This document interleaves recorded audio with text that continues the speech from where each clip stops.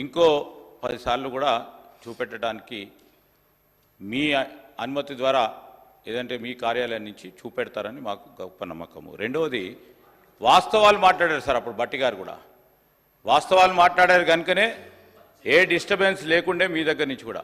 దయచేసి హరీష్ రావు గారు కూడా వారికి ఉన్న అనుభవాన్ని ఉపయోగించుకొని వాస్తవాలు మాట్లాడితే తప్పకుండా సభ సజావుగా జరుగుతుందని మా అభిప్రాయం. అధ్యక్ష ప్లీజ్ ప్లీజ్ రన్నింగ్ కామెంట్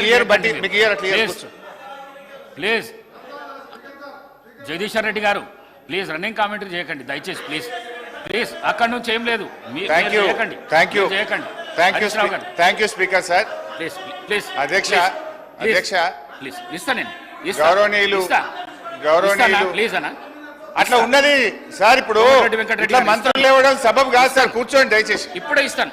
ఇట్లా ఉండదు అన్న. ఎలియా మినిస్టర్ గారు చెప్పండి కొద్దిగా. ఇప్పుడే అధ్యక్ష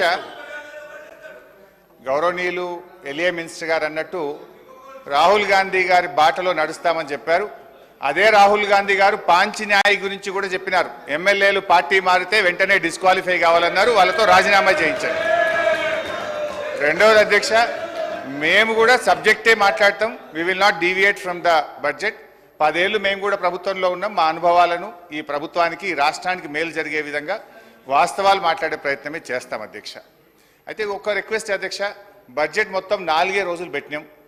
మన పద్దులు కూడా మాట్లాడే అవకాశం తక్కువ ఉంది. అందువల్ల కొంచెం సమయం ఎక్కువ ఇవ్వండి దయచేసి. మేము ఈ రాష్ట్రం కోసం, మరి ఈ రాష్ట్ర ప్రజల భవిష్యత్తు కోసం ఈ ప్రభుత్వానికి కూడా కొన్ని మంచి సూచనలు ఇస్తాం అధ్యక్ష. కొంచెం దయచేసి ఇంటరప్షన్ లేకుండా సమయం ఇవ్వాలని విజ్ఞప్తి. అధ్యక్ష, the more a government blames others, the more it reveals its own failures and inability.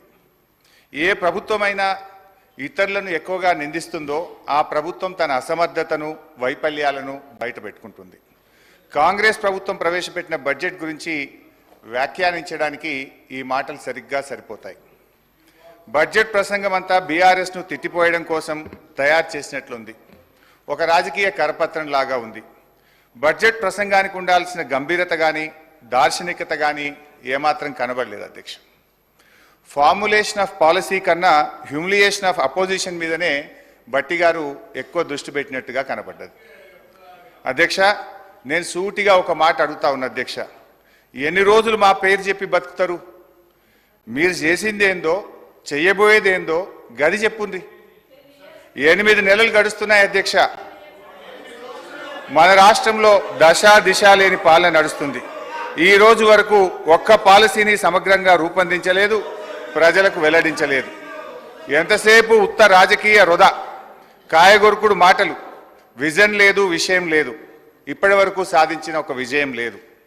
ఆర్థిక మంత్రి గారు స్వీపింగ్ కామెంట్స్ చేయడంలో సిద్ధహస్తులని ఈ బడ్జెట్ నిరూపించింది. ఒకవైపు బీఆర్ఎస్ ప్రభుత్వం గత 10 ఏళ్లలో అన్ని రంగాల్లో పూర్తిగా వైఫల్యం చెందిందని రాశారు.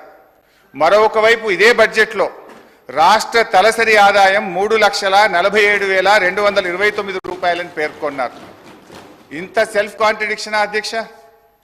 ఇంత కన్ఫ్యూజనా అధ్యక్ష? ఇంత కుట్రనా అని నేను అడుగుతా ఉన్నా.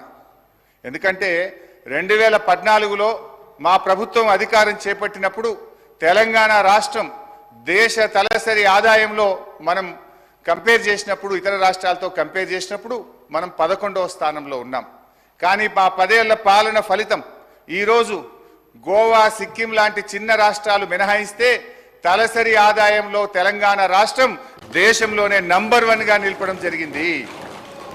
అధ్యక్ష, నేను అడుగుతా ఉన్న బట్టి గారిని, తలసరి ఆదాయం ఇంత గొప్పగా పెరిగిందంటే 10 ఏళ్ల మా పాలన ఫలితమా, 8 నెలల మీ పరిపాలనలో పెరిగిందా?